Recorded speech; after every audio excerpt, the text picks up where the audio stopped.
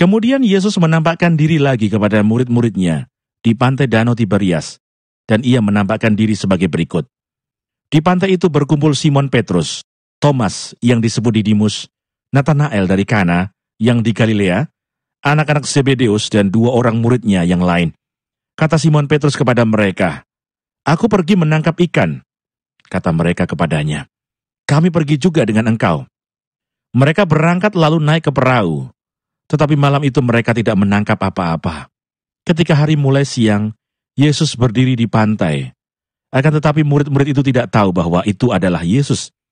Kata Yesus kepada mereka, "Hai anak-anak, adakah kamu mempunyai lauk pauk?" Jawab mereka, "Tidak ada." Maka kata Yesus kepada mereka, "Tebarkanlah jalamu di sebelah kanan perahu, maka akan kamu peroleh." Lalu mereka menebarkannya dan mereka tidak dapat menariknya lagi karena banyaknya ikan. Maka murid yang dikasihi Yesus itu berkata kepada Petrus, "Itu Tuhan." Ketika Petrus mendengar bahwa itu adalah Tuhan, maka ia mengenakan pakaiannya, sebab ia tidak berpakaian, lalu terjun ke dalam danau.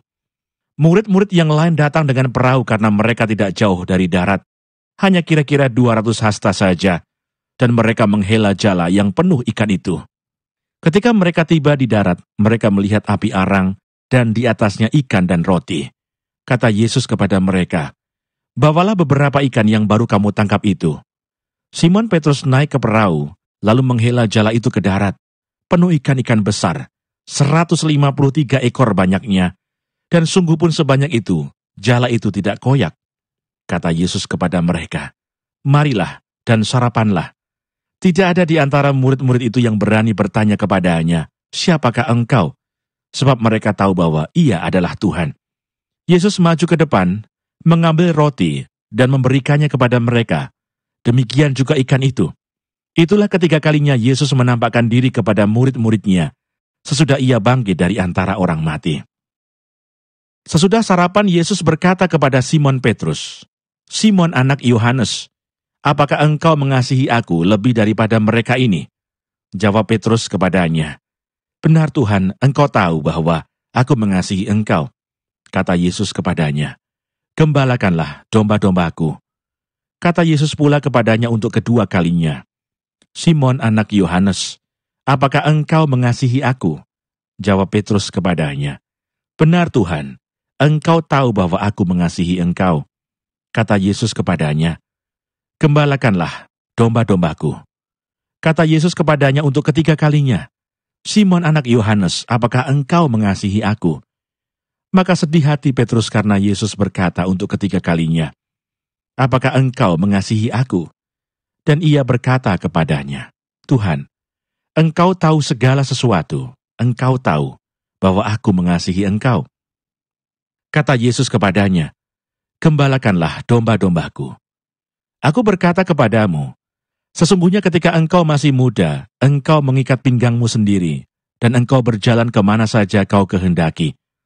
Tetapi jika engkau sudah menjadi tua, engkau akan mengulurkan tanganmu, dan orang lain akan mengikat engkau, dan membawa engkau ke tempat yang tidak kau kehendaki." Dan hal ini dikatakannya untuk menyatakan bagaimana Petrus akan mati dan memuliakan Allah. Sesudah mengatakan demikian, ia berkata kepada Petrus, "Ikutlah aku." Mari Bapak Ibu kita satu dalam doa. Bapa di surga, terima kasih untuk hari ini. Kami mau datang kepadamu dengan hati yang mau taat dan setia kepadamu Tuhan. Karena kami percaya di dalam Engkau, kasih karunia-Mu besar bagi kami. Janji-Mu nyata dan tidak pernah berubah bagi kami ya Tuhan. Itu tolong kami hari ini, ketika kami memberi telinga kami untuk mendengarkan firman Tuhan, memberi hati kami untuk mau taat pada firman Tuhan. Roh Kudus tolong kami. Dan biarlah tidak ada satu hal pun yang menghalangi kami untuk bersekutu dengan Engkau dengan firman-Mu Tuhan. Dalam nama Yesus, semua kita yang percaya katakan, amin. Shalom teman-teman. Dan hari ini tema kita adalah hidup dalam janji Tuhan. Yohanes 21 ayat 1-19.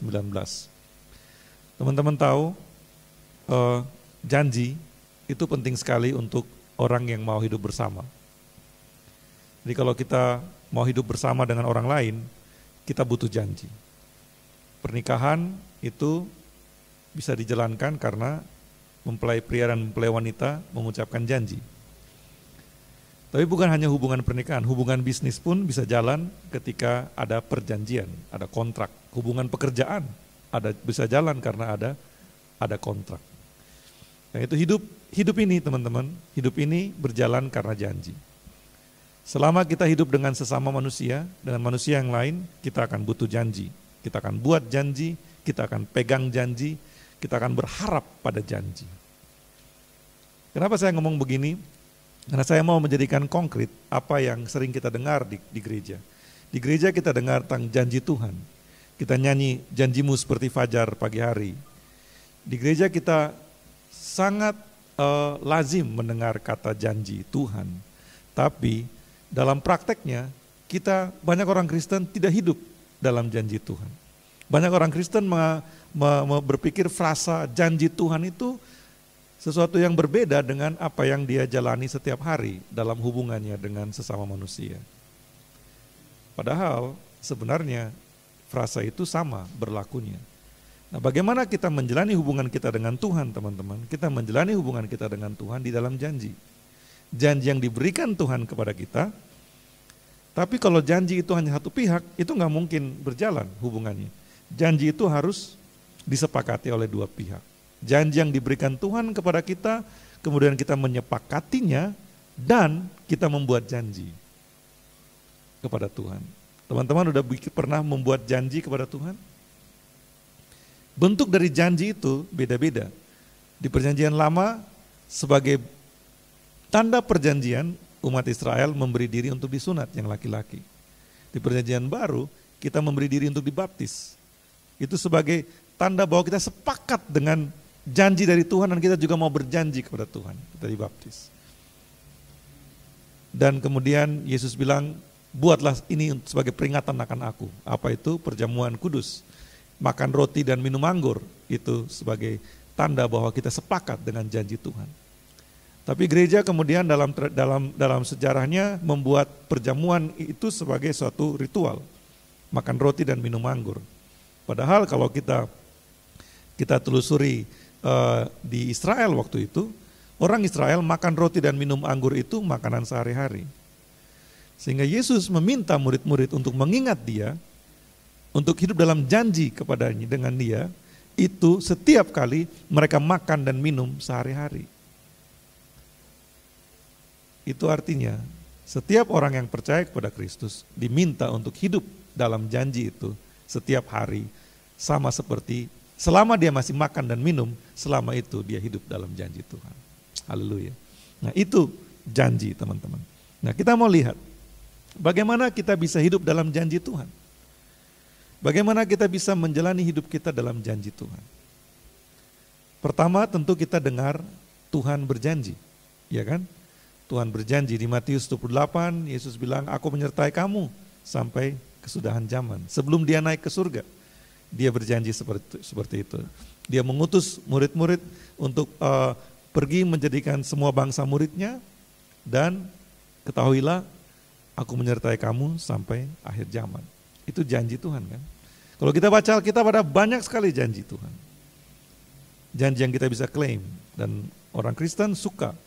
Apalagi orang karismatik, gereja Bethel suka mengklaim janji Tuhan. Tapi janji Tuhan teman-teman, itu bukan suatu mantra yang kita klaim ketika kita butuh, itu beda. Janji Tuhan adalah sesuatu yang menjadi dasar pengharapan kita, sesuatu yang menggerakkan hidup kita. Kalau kita bilang kita pengikut Tuhan. Nah kita mau lihat lanjutan cerita dari minggu yang lalu. Minggu yang lalu Yesus bangkit, lalu hari itu juga dia menemui murid-muridnya. Dia menemui Maria Magdalena, kemudian dia menemui murid-murid yang sedang berkumpul di dalam ruangan yang terkunci. Lalu 8 hari kemudian dia menemui murid-murid plus Thomas yang begitu waktu itu dia belum mau percaya kalau dia belum ketemu langsung. Dan kemudian katakan situ, kemudian Yesus menampakkan diri lagi kepada murid-muridnya di pantai Danau Tiberias, dan ia menampakkan diri sebagai berikut. Saya garis bawahi kata kemudian, karena bahasa Indonesia, terjemahan bahasa Indonesia hanya bilang kemudian. Tapi di dalam New King James ditulis after these things. Setelah peristiwa-peristiwa ini, Jadi after these things, peristiwa-peristiwa yang sebelumnya di pasal 20 itu diceritakan, setelah peristiwa-peristiwa itu Yesus menampakkan diri lagi pada murid-muridnya di pantai Danau Tiberias. Kalau di Yohanes 20, langsung di hari Minggu itu Yesus menemui Maria Magdalena dan menemui murid-murid yang ada berkumpul di ruangan yang terkunci. Lalu kemudian ada jeda 8 hari kemudian dia bertemu dengan murid-murid plus Thomas. Nah, Yohanes pasal 21 ini jedanya lebih panjang. Jedanya lebih panjang. Kenapa? Karena murid-murid udah enggak di Yerusalem. Murid-murid ada di pantai Danau Tiberias. Yerusalem ke pantai Danau Tiberias itu lumayan perjalanannya. Pakai mobil aja sekarang udah lumayan, apalagi dulu belum ada mobil. Jadi ada jeda yang panjang. Yesus enggak menemui mereka. Setelah dengan Thomas lalu ada jeda yang panjang.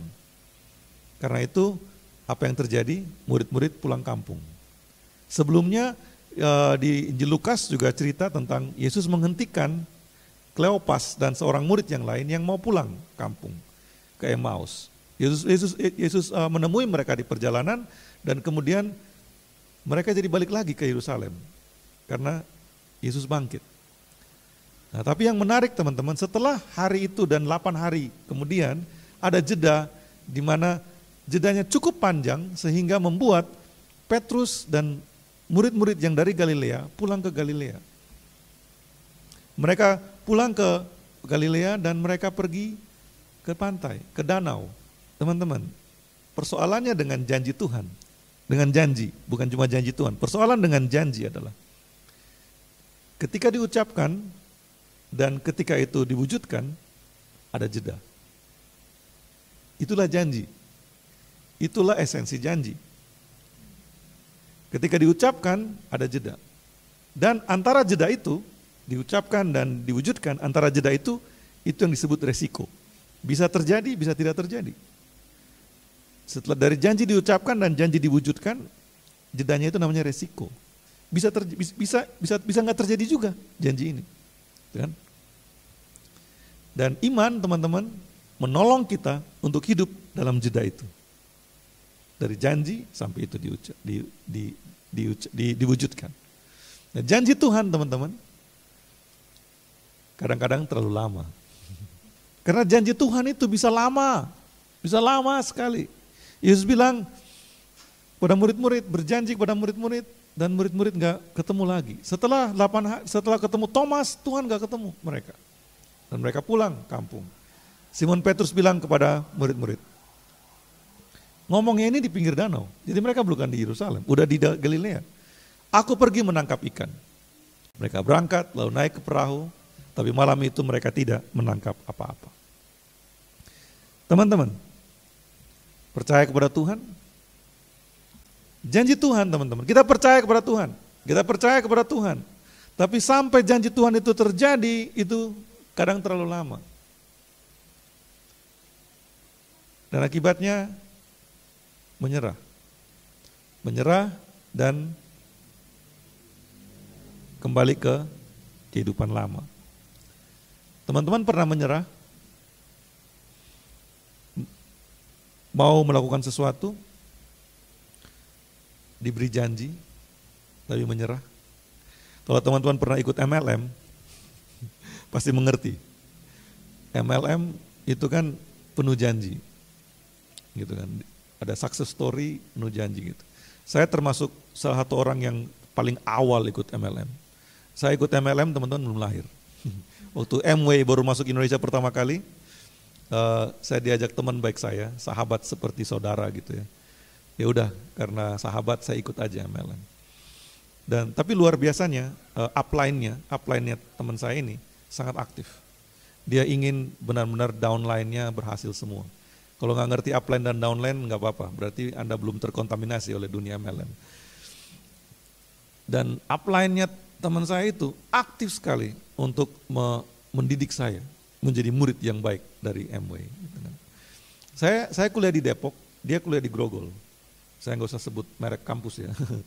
Jadi, tapi setiap hari dia datang, selesai dari kuliahnya di Grogol, dia datang ke Depok untuk mengajari saya bagaimana menjadi seorang downline yang berhasil. Dan dia memberi janji-janji, memberi success story, janji-janji. Ini akan seperti ini, akan seperti ini, akan seperti ini. Gitu kan. Tapi teman-teman tahu, satu hal yang keliru dari MLM adalah janji bahwa kita bisa melakukannya sebagai sambilan. Bisa tetap bekerja, tetap kuliah, tapi sambil jalanin ini. Nggak bisa, pengalaman saya nggak bisa.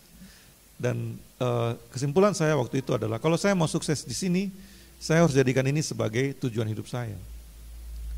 Dan kuliah jangan jadi sambilan. Dan saya nggak bisa lakukan itu. Karena itu saya nggak mau lagi. Saya tidak sedang mengkritik MLM, tapi memang itu sistem kerjanya mereka. Banyak yang berhasil ketika committed, dedicated ke pekerjaan itu. Yang saya mau bilang adalah, kalau teman-teman ditawarkan sebuah janji seperti itu, biasanya tergiur, ya kan? Tapi seringkali orang terlalu fokus pada janjinya sehingga lupa pada bekerja kerasnya. Karena nggak mungkin mendapat itu kalau nggak bekerja keras.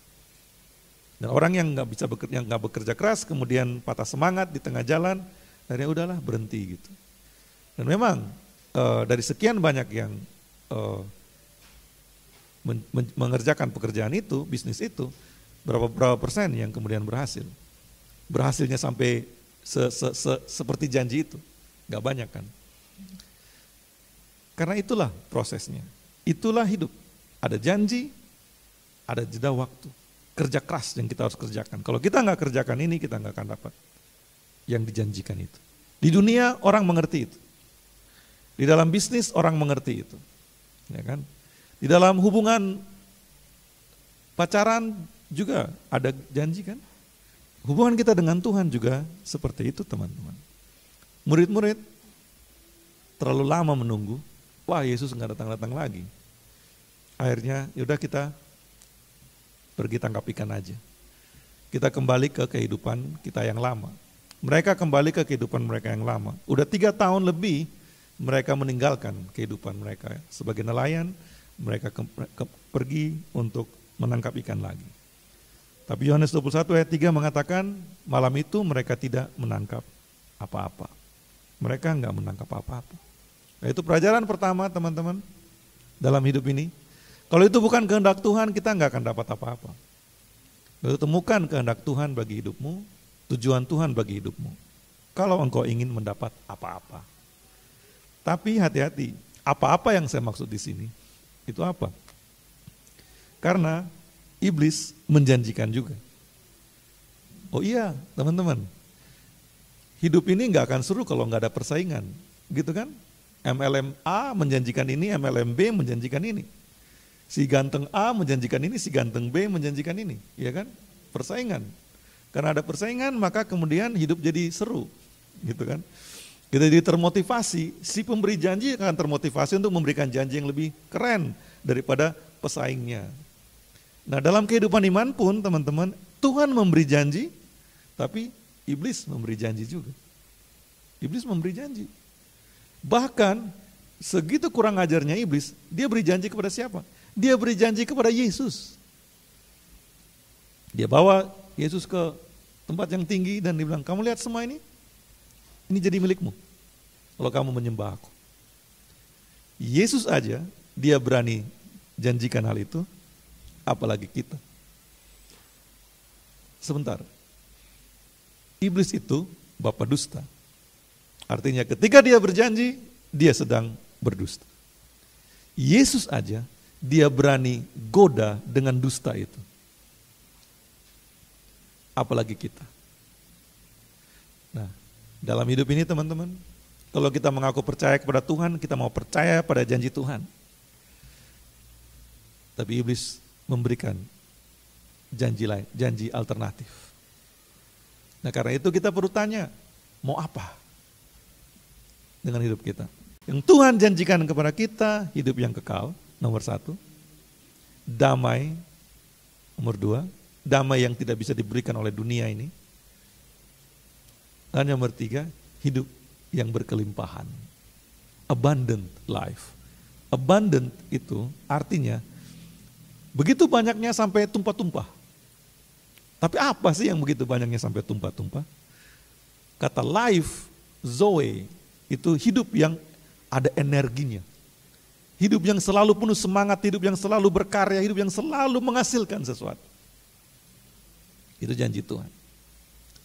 Karena itu, kalau kita nggak menghidupi kehendak Tuhan dalam hidup kita nggak akan dapatkan hidup kekal, kita nggak akan dapatkan damai sejahtera yang tidak dapat dibandingkan dengan apapun, kita nggak akan dapatkan life, abundant life, hidup yang berkelimpahan. Kita bisa punya uang banyak, kita bisa punya follower banyak, kita bisa punya kekuasaan besar, tapi kalau kita tidak bersama Tuhan, kita nggak mendapat apa-apa. Jadi teman-teman, udah ketemu tujuan Tuhan bagi hidupmu? Kalau sudah, kerjakan itu. Karena itu pasti akan menghasilkan sesuatu. Hanya masalahnya, kadang lama prosesnya. Karena lama prosesnya, kemudian kita berpaling kepada kompetitor. Kita berpaling kepada iblis yang memberi jalan pintas. Teman-teman harus baca buku Perjalanan Seorang Musafir, karya John Bunyan, The Pilgrim's Progress. Itu bagus sekali, ada versi komiknya. Gak ada jalan pintas untuk menuju apa yang Tuhan janjikan. Nah, murid-murid menemukan ini. Mereka mau kembali ke kehidupan yang lama, mereka gak dapat apa-apa. Lalu apa yang terjadi? Di ayat 4, hari mulai siang, Yesus berdiri di pantai, murid-murid tidak tahu bahwa itu adalah Yesus. Ayat 5, kata Yesus kepada mereka, "Hai anak-anak, adakah kamu mempunyai lauk pauk?" Jawab mereka, "Tidak ada." Detail kecil tentang ayat ini adalah yang berani manggil nelayan anak-anak itu cuma 2 macam orang. Pertama, orang yang memang dekat sekali dengan mereka. Yang kedua, orang yang mau cari gara-gara. Karena nelayan itu gak mau dipanggil anak-anak. Yesus bilang, "Children, anak-anak, ada lauk pauk gak?" Terjemahan literalnya, "Anak-anak, ada ikan gak?" Mereka bilang gak ada. Karena itu ketika mereka dengar ini, mereka bertanya, "Ini siapa? Ini siapa berani manggil kita anak-anak? Kenal gak itu? Siapa ya?" Karena kalau manggil anak-anak berarti orang yang dekat dengan kita. Karena jaraknya jauh, jaraknya katanya sekitar 90-an meter dari pantai, itu lumayan jauh, ujung lapangan bola ujung ke ujung gitu.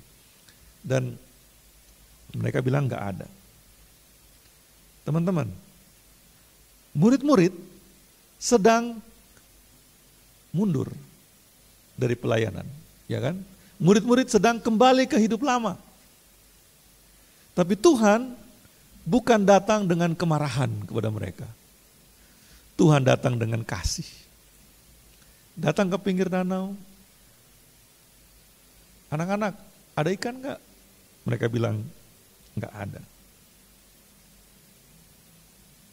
Lalu apa yang Tuhan lakukan? "Tebarkanlah jalamu di sebelah kanan perahu, maka kamu akan peroleh." Lalu mereka menebarkannya dan mereka tidak dapat menariknya lagi karena banyaknya Tuhan. Kasih Tuhan kepada kita, syukur kepada Allah. Kasih Tuhan kepada kita tidak berubah.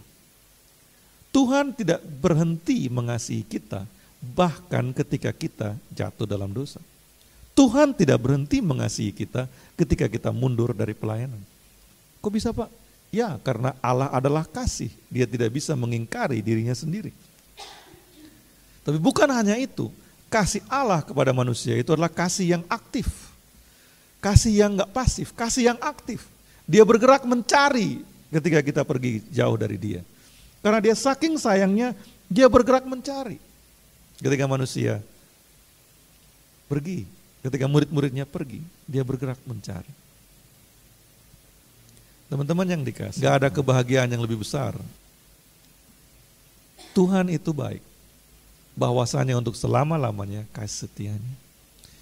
Dia berjanji, dan dia tanggung jawab dengan janjinya.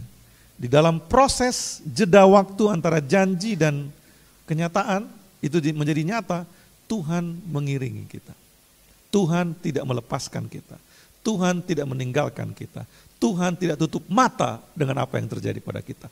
Bahkan ketika kita putus harapan kepada Dia, ketika kita merasa gagal, ketika kita mau menyerah dari Dia, Dia tidak tutup mata. Dan bahkan Dia tidak menghakimi.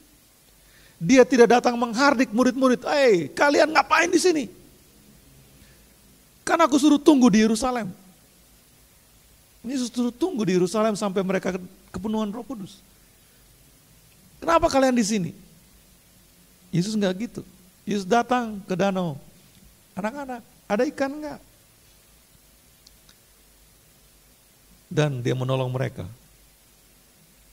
Tebarkan ke sebelah kanan perahu. Dan ketika mereka menebarkan ke sebelah kanan perahu, mereka mendapatkan ikan begitu banyaknya sampai mereka nggak bisa tarik. Di ayat 7, maka murid yang dikasihi Yesus itu berkata kepada Petrus, itu Tuhan. Ketika Petrus mendengar itu, ia mengenakan pakaiannya, sebab ia tidak berpakaian, lalu terjun ke dalam danau. Teman-teman, Yohanes yang menulis Injil ini langsung mengenali itu Tuhan. Kenapa dia langsung kenal itu Tuhan? Karena ini adalah déjà vu dari adegan yang sebelumnya. 3 tahun yang lalu, ketika Yesus memanggil mereka jadi muridnya, Yesus pergi ke pinggir danau. Mereka lagi sepanjang malam gak dapat ikan. Yesus bilang tebarkan ke sebelah kanan.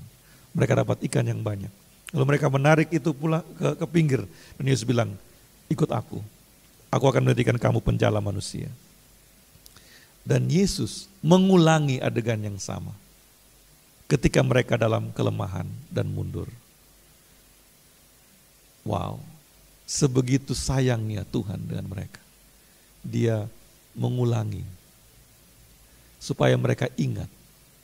Ingat, ketika kalian masih jadi penjala ikan, aku panggil kalian jadi penjala manusia. Sekarang kalian mau jadi penjala ikan lagi? Enggak. Destiny kalian, tujuan hidup kalian bukan penjala ikan. Tujuan hidup kalian adalah penjala manusia. Lihat, aku lakukan ini. Karena itu teman-teman, lesson number 2, pelajaran nomor 2. Kalau Tuhan suruh kita lakukan sesuatu, lakukan aja. Gak usah bertanya, gak usah berdalih, gak usah berdebat, just do it. Kalau Tuhan suruh lakukan, lakukan aja. Akan ada hasilnya. Lakukan aja, akan ada damai sejahtera. Lakukan aja, akan ada hidup. Ketika Tuhan suruh kami mulai dengan anak jalanan. Waktu datang ke Jogja, banyak sekali anak-anak di jalanan di Jogja. Dan gak bisa kalau gak lakukan sesuatu. Harus lakukan sesuatu. Saya gak ngerti apa-apa tentang hak anak. Saya gak ngerti apa-apa tentang bikin yayasan, LSM, saya gak ngerti apa-apa. Saya juga belum bisa bahasa Jawa. Tapi kalau Tuhan suruh lakukan sesuatu, just do it. Lakukan aja. Sekarang udah 18 tahun kita di Jogja. Dreamos mulai 2006, udah 15 tahun. Ketika melihat yang mati jadi hidup lagi, ya kan? Jadi kalau Tuhan suruh lakukan sesuatu, lakukan. Jangan bertanya, jangan berdalih atau berdebat dengannya. Ketika mulai pekerjaan dengan anak jalanan, teman-teman tahu berapa banyak dukungan yang saya dapatkan? Sedikit sekali. Dimaki-maki oleh Pak RT, dimaki-maki oleh Pak RW, di sidang, di kelurahan, dituduh saya yang mengeksploitasi anak jalanan. Tapi teman-teman, kalau itu nggak dilakukan waktu itu, Dreamos nggak jadi kayak sekarang kan? Nggak akan ada Dreamos kayak sekarang. Kalau Tuhan suruh lakukan sesuatu, lakukan aja. Nggak usah mikir rumit-rumit. Lakukan aja dulu. Dan ketika kita melakukan baru terjadi mujizat. Tuhan mengasihi kita dengan kasih yang tidak berubah. Oleh karena itu teman-teman, oleh karena itu, kita nggak bisa menyerah. Ketika kita menyerah pun, Tuhan tidak menyerah. Teman-teman nggak senang dengan kata-kata ini? Ketika engkau menyerah, Tuhan tidak menyerah. I never give up on you, Tuhan bilang. Aku nggak pernah menyerah. Kasihku kepadamu, aku nggak pernah menyerah. Tapi kalau kita punya kekasih yang bilang I never give up on you, kita senang banget kan? Dan jahatnya manusia kalau kekasihnya never give up on him or on her, dia akan jadi kurang ajar. Disayang kayak gini, malah dimanfaatin, malah disia-siakan gitu kan. Makanya muncul kemudian sinetron Ajab. Gitu. Tapi teman-teman, dengar dulu teman-teman. Kadang-kadang, bukan kadang-kadang, seringkali kita juga begitu dengan Tuhan. Tuhan gak pernah give up cintanya sama kita. Ketika kita menyerah, dia gak menyerah mencintai kita. Tapi berapa kali kita meninggalkan dia, berapa kali kita mau pulang kampung aja, berapa kali kita mau tangkap ikan aja. Itu dengar hari ini, Yesus sudah bangkit dan dia tidak menyerah kasihnya kepadamu. Jadi temukan tujuan hidupmu di dalam dia. Temukan panggilanmu di dalam dia dan kerjakan panggilanmu. Kalau engkau mau melihat abundant life, kalau engkau mau melihat hidup yang berkelimpahan, kalau engkau mau melihat shalom, damai sejahtera, yang walaupun tak punya uang, hati senang walaupun tak punya uang. Gak harus jadi kaya raya kalau mau melakukan sesuatu untuk menolong sesama. Gak harus jadi terkenal, gak harus jadi berkuasa untuk mau melakukan sesuatu yang bermakna bagi hidupmu. Yang perlu hanya dengar panggilan Tuhan, pegang janji Tuhan, dan hidupi janji itu. Dan lihat, orang-orang mati dibangkitkan. Mati fisik, dibangkitkan mungkin gak terjadi lagi. Tapi banyak orang yang fisiknya hidup, tapi seperti zombie, karena gak punya harapan lagi. Dan selama saya melayani Tuhan yang cuma sebentar ini, saya berbahagia melihat tulang-tulang dibangkitkan hidup lagi. Anak-anak yang gak punya harapan untuk masa depan bisa punya harapan. Itu hidup. Itu abundant life, teman-teman. Karena itu saya memberi message ini hari ini. Tuhan sudah bangkit dan Tuhan mau kita juga hidup bagi dia. Itu gak usah berdalih, lakukan aja. Jangan berdalih, tapi aku gak punya uang Tuhan. Jangan berdalih, aku gak ngerti Tuhan. Jangan berdalih, aku gak punya teman, aku gak berkuasa. Gak punya kekuasaan, gak punya cantelan politik. Gak usah berdalih seperti itu. Just do it. Ketika mereka tiba di darat, mereka melihat api arang dan di atasnya ikan dan roti. Kata Yesus kepada mereka, marilah dan sarapanlah. Itu gambar Petrus lagi tarik ikan. Injil Yohanes bilang 153 ekor ikan besar-besar.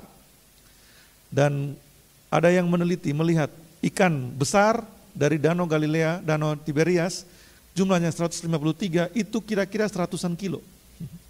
Jadi Petrus itu fisiknya kuat sekali, dia bisa tarik 100-an kilo sendiri gitu. Atau karena saking semangatnya bertemu dengan Tuhan, yang memberi kesempatan kedua bagi dia. Dan Yesus sama sekali tidak menghakimi. Dia bilang, mari sarapan. Mam yuk, ngomongnya gitu. Yuk sarapan. Tidak ada satu kata pun penghakiman dari Tuhan. Teman-teman, apa yang engkau rasakan kalau Tuhan tidak menghakimi engkau? Teman-teman, kita pernah buat salah kan? Lalu buat salah sih oke. Yang kemudian biasanya kita lakukan setelah buat salah, kita berusaha untuk apa? Menutupinya. Yang celaka adalah buat salah dan ketangkap basah. Ketahuan, atau enggak ketangkap basah pun ketahuan. Ketika kita buat salah dan ketahuan, kita siap untuk dimarahi. Kasih karunia adalah kita buat salah, kita ketahuan, tapi tidak dimarahi. Itu rasanya gimana? Pernah mengalami itu? Buat salah, kesalahan fatal, ketahuan, udah siap untuk dimarahi. Ternyata orang yang harusnya marah ngomongnya gimana? Makan yuk. Itu rasanya gimana? Kayak bos gitu. Seperti air sejuk gitu langsung mengalir gitu kan. Nah itu Yesus. Marilah dan sarapanlah. Yesus bilang kepada Simon anak Yohanes. Petrus ditanya 3 kali. Apakah engkau mengasihi aku? Di ayat 17 kata Yesus kepadanya untuk ketiga kalinya. Simon anak Yohanes, apakah engkau mengasihi aku? Maka sedih hati Petrus karena Yesus berkata untuk ketiga kalinya. Apakah engkau mengasihi aku? Dan ia berkata kepadanya. Tuhan, engkau tahu segala sesuatu. Engkau tahu bahwa aku mengasihi engkau. Kata Yesus kepadanya, gembalakanlah domba-dombaku. Petrus menyangkal Tuhan 3 kali. Tuhan bertanya kepada Petrus 3 kali. Apakah engkau mengasihi aku? Tuhan seolah-olah andu dosa Petrus itu. Tuhan memulihkan Petrus dengan sempurna. Teman-teman, YOLO, you only live once. Kita hanya hidup 1 kali. Karena itu, jangan sia-siakan kesempatan kedua yang kau terima. You only live once, so never waste a second chance. Kita hanya hidup 1 kali, karena itu kalau dapat kesempatan kedua, jangan sia-siakan. Kita hanya hidup sekali, oleh karena itu kalau dapat kasih karunia, jangan sia-siakan. Yesus sudah bangkit, dia tidak menghakimi, dan sekarang dia memberi misi, dia memberi tugas, gembalakanlah domba-dombaku. Pandemi ini teman-teman, banyak orang imannya terguncang. Kenapa? Gak bisa ibadah, gak bisa kumpul. Mau kumpul takut, nanti ketularan. Tapi ke bioskop berani, ke mall berani. Teman-teman yang dikasihi Tuhan. Tuhan tidak menghakimi. Tapi satu hal dari kasih karunia adalah, kasih karunia memberi misi, memberi tugas. Itu pelajaran bagi kita berikutnya adalah, kalau nggak mengerti, kalau nggak berdaya, kalau nggak berduit, datang kepada Yesus. Kalau udah mau putus asa, jangan bunuh diri dulu. Jangan minum dulu baygonnya. Datang ke gereja dulu. Kalau udah mau putus asa, udah ikat talinya gitu, gantung di atas, jangan naik dulu. Datang ke gereja dulu. Dan dengar, Tuhan tidak menghakimi engkau. Tuhan memberi engkau kesempatan kedua. Dengar pesan ini. Kalau bisnismu mentok terus, jangan-jangan bukan itu panggilan Tuhan bagimu. Lalu apa panggilannya? Jangan tanya sama saya, tanya sama Tuhan. Kalau cari pacar nggak dapat gitu kan? Ya jangan-jangan bukan itu panggilanmu. Panggilanmu cari Tuhan, ya kan? Cari Tuhan. Setelah cari Tuhan, siapa tahu Tuhan beri pasangan hidup yang terbaik bagimu.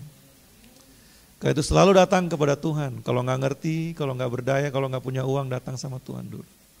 Dan pelajaran yang terakhir, pengertian, kekuatan, kekayaan kita adalah untuk melakukan misi, tugas dari Tuhan. Ini yang terakhir saya sebutkan karena ini yang paling penting. Orang Kristen, banyak orang Kristen, ngomongnya percaya sama Tuhan. Tapi ketika punya kekayaan, dia pakai kekayaannya untuk diri sendiri. Ngomongnya percaya kepada Tuhan, menantikan janji Tuhan. Ketika dapat kekuatan, dapat kekuasaan, dapat posisi, dia manfaatkan untuk dirinya sendiri. Kalau kita percaya kepada Tuhan, ketika nggak punya uang, ketika bukan siapa-siapa, kita setia sama Tuhan. Tapi ketika Tuhan angkat kita, taruh di posisi yang enak, punya uang banyak, punya pengaruh, punya kekuasaan, kita ingat juga, itu adalah untuk Tuhan. Itu untuk Tuhan. Ini bagian yang terakhir teman-teman, karena banyak orang ketika udah punya kekayaan, punya kekuasaan, punya ketenaran, lupa bahwa itu adalah untuk Tuhan. Ketika kita percaya sama Tuhan, semua hidup kita itu untuk Tuhan. Dan bayangkan kalau orang yang punya uang banyak dan dia ingat bahwa itu untuk Tuhan, pekerjaan Tuhan luar biasa dikerjakan. Ya kan? Saya nggak punya uang banyak, saya bisa memulai Dream House, bisa tolong banyak anak-anak, anak-anak bisa sekolah, bisa kuliah, bisa jadi orang-orang hebat, lebih hebat dari saya, lebih kaya dari saya. Suatu hari nanti Febri akan lebih kaya dari saya, Wulan akan lebih kaya dari saya. Teman-teman, yang saya bilang ini, bagi beberapa orang kelihatannya, wah ideal banget Pak. Dan kenapa sih harus kayak gitu? Menjadi Kristen, teman-teman tahu, itu artinya menjadi seperti Kristus. Tapi banyak orang bilang, itu terlalu serius. Kenapa enggak beragama biasa aja gitu? Toh masuk surga juga kok. People say, you take this Jesus thing too seriously. Nggak usah terlalu serius itulah. Gitu. You take this Jesus thing too seriously. I know. But Christ took me pretty seriously when He died for me on the cross. Mungkin ini kelihatannya gila. Tapi mati di kayu salib bagi saya, itu lebih gila. Ya kan? Tuhan mengasihi saya serius banget. Dia mati di kayu salib bagi saya. Karena itu kalau saya mau hidup dengan gila seperti ini untuk dia, saya kira wajar aja. Ya enggak? Kalau kita mau menjadi murid Kristus dan hidup dengan gila untuk dia, saya kira wajar kok. Kenapa? Karena dia mati bagi kita di kayu salib. Dia yang memberikan janji itu, bukan hanya asal ngomong. Dia memberi nyawanya di kayu salib. Karena itu kalau kita mau hidupi janji itu, jangan hidupi dengan ngomong doang. Hidupi dengan beri hidup kita. Beri uang kita. Dan lihat, kita nggak akan menyesal. Karena Tuhan bilang, aku bersamamu sampai akhir zaman. Karena Tuhan bilang, masuklah dalam sukacita Tuhanmu. Sukacita kekal. Pada waktunya nanti, kita akan bersama dengan Dia dalam kekekalan. Memerintah bersamanya dalam kekekalan. Itu janjinya bagi kita semua. Karena itu teman-teman, are you taking this seriously? Mau serius dengan Kristus? Yuk, kalau nggak mau serius, ya nggak apa-apa. Pilihan masing-masing. Tapi kalau nggak mau serius, nggak usah terlalu berharap akan janji Tuhan. Tapi kalau mau berharap sungguh-sungguh akan janji Tuhan, mari seriusi iman kita, hidupi janji Tuhan. Mari kita berdoa. Tuhan, terima kasih karena Yesus mati bagi kami. Terima kasih karena janji-Mu begitu luar biasa bagi kami. Kami mau hidup dalam janji-Mu. Kami mau memberi hidup kami untuk Engkau. Tolong kami ya Roh Kudus. Tolong kami ya Tuhan. Dalam nama Yesus. Semua kita yang percaya katakan. Amin.